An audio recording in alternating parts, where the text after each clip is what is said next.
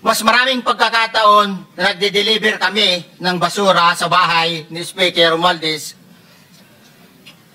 at sa bahay ni Congressman Saldico. Ito po ay pinanotaryo ninyo. Nakikita ko rin po. Totoo po ba itong notaryong ito? Totoo po, Your Honor. Okay. Ngayon, kayo na po ang magbasa para sa ganun ay marinig po ng buong kapulungan. Pwede po niyong basahin ang inyong salaysay. Maraming salamat, Your Honor.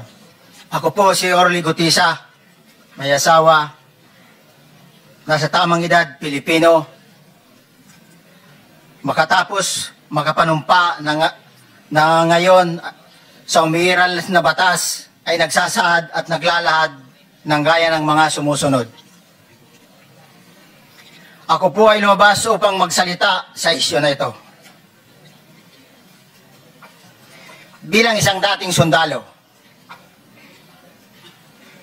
inaalay ko ang aking buhay para sa ating bansa. Sa pagkakataong ito, nagdesisyon akong magsalita at maglabas dahil ayokong maging masama ang kinabukasan ng aking mga anak, apo ko sa darating na panahon. Na-hire ako bilang security consultant sa Ako Bicol Party List or AKB kay Congressman Saldico. At nasimula ng duty ko kay Congressman Saldico. Bawat umaga, nagre-report ako sa BGC sa Horizon, sa Bonifacio Global City, kung saan nakatira si Kong Saldico.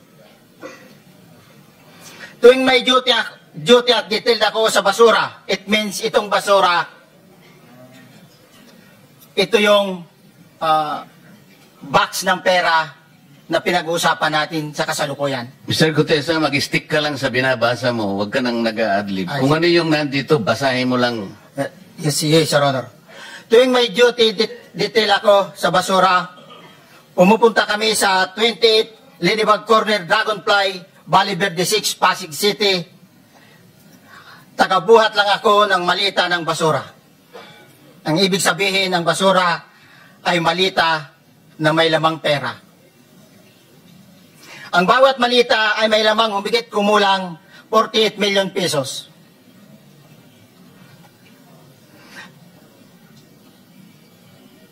Ang bawat malita ay may post-it na nakadikit na nakasaad kung magkano ang laman ng bawat malita.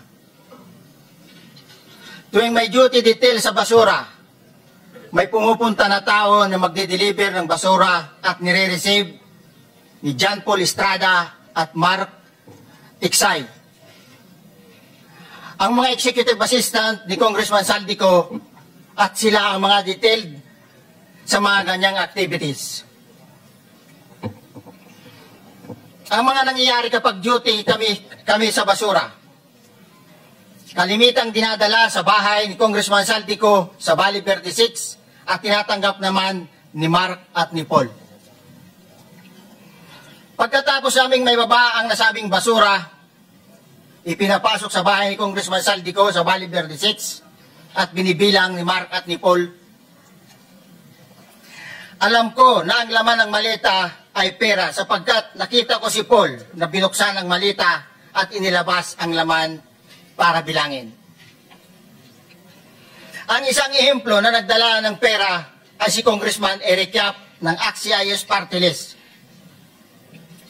46 na malita ang dala niya sa bahay ni Congressman Saldico sa Valle Verde 6. Pagkatapos mabilang, isinakay namin sa mga sakyang patungo sa Horizon Residence sa Taguig. At dumiretso kami sa basement upang may baba ang nasabing basura.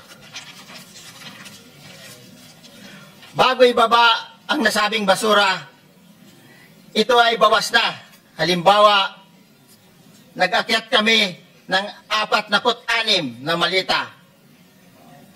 Ibababa lamang namin ay 35 malita para i-deliver sa bahay ni House Speaker Martin Romualdez sa 42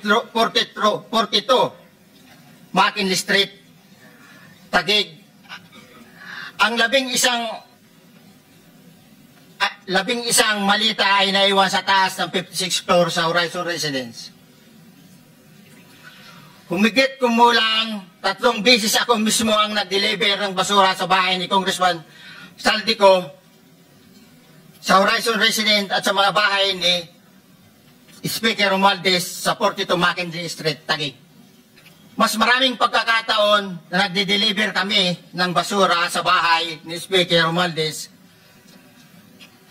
at sa bahay ni Congressman Saldico dahil iba-iba kaming mga nakadetailed na close-in, backup at advance party na nagkakaroon ng rotation. Ito po ay nilagdaan ko, Your Honor. Thank you, Orly. Ito lang po ang gusto kong sabihin. Pangalawa po, ang mga diskaya lamang ang unang nagbigay ng sworn affidavit nung i-float ko po yung paraan na maaaring makatulong sila ng higit sa pagtuklas natin kung sino talaga yung mga proponents. Wala namang iba, sila yung nakipag-unahan. At dahil doon, naimungkahi ko nga, sapagkat yun naman ay nasa batas talaga.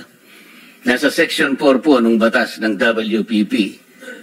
Kaya po namin sila kinonsider. Ngayon, kung sasabihin po ng Department of Justice na kinakailangan pa palang testingin ang kredibilidad, ang sincerity, yung goodwill, na wala naman po sa batas yun, paano po yung aplikasyon nila? So sa mga tweet, yung batas po, yung batas mismo na tinatadhana para sa mga ganitong klaseng pagkakataon, hindi po nabibigyan ang katuparan. Ang sinasabi po nila, kinakampihan ko raw ang mga diskaya. Hindi po, tuntunin natin from the beginning. I am very consistent. Ang batas po ang aking sinusunod, ang tinutuntun ko.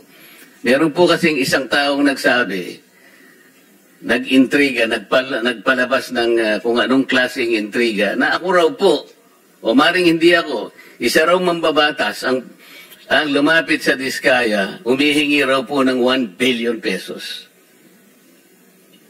Para po yatang nagkasundo sa 120 million na lang. Isipin po ninyo, kapatid po yata yun ng ating colleague, si Ben Tulfo. So ngayon po, ang dami nagsasabi na baka ako yun.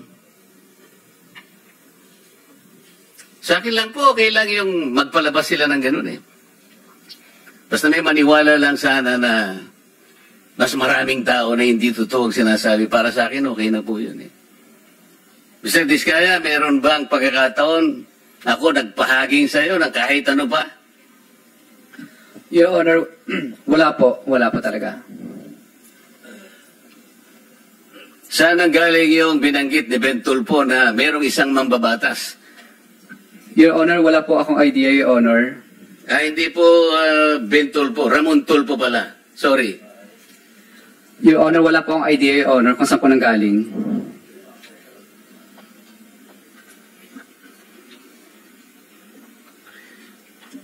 Balik po tayo dun sa sistema na gusto kong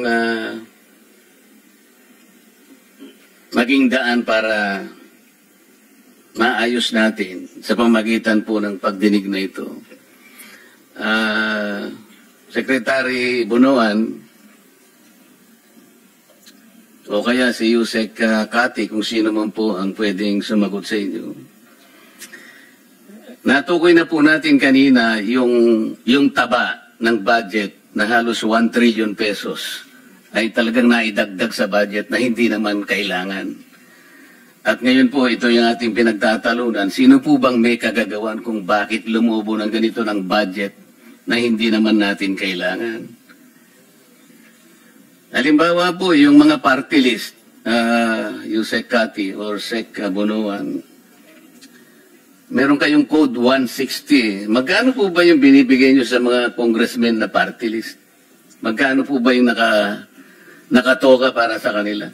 Your Honor, I think we are locating 160 billion per party list. 160 million, Your Honor. Sa party list po yun? Party list, Your Honor. Yung regular po na congressman? The regular congressman, the allocation is based on a formula that we have already agreed. Average po. Kasi 300 something congressmen eh. Tama bang i-assume na mag-a-average sila ng 1 billion bawat isa? 1 billion, Your Honor. Sorry. Opo. On the average, Your Honor, maybe. Kaya nga po, tingnan niyo po yung lopsided. Tingnan po niyo yung pagkakaya. Pag party list ka, masaya ka na po sa 150. Nagsimula pa po yun, 130. Totoo po yan. Kasi po matagal akong nag-party list eh. Kaya po pag sinabi ng speaker sa amin, ang para sa inyo, ganito, magsimula na kayong maglista. Nationwide po ang constituency ng party list. Kaya po, magsimula.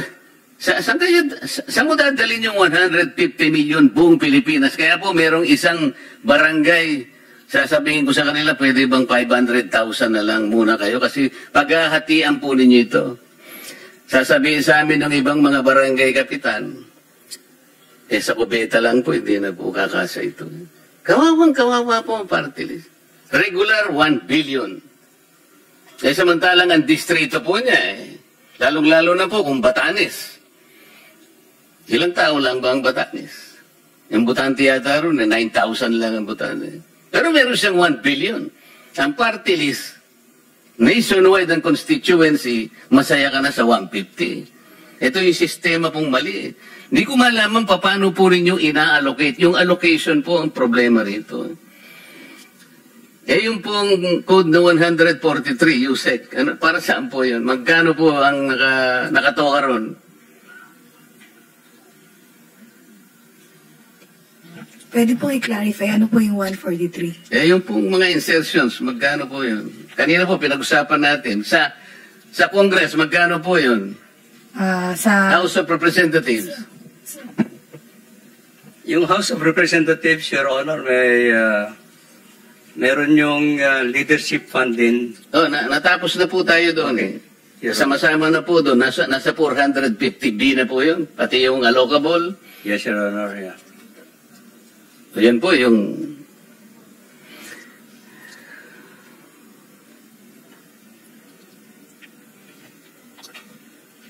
Mr. Bryce Hernandez, para naman hindi naman ako masiro, gusto rin kitang tanungin eh.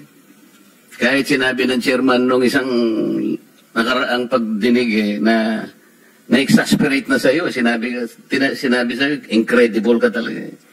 Kasi hirap mo talagang paniwalaan eh. Pwede mo bang bigyan kami ng estimate sa flood control projects lang, 2023 to 2025,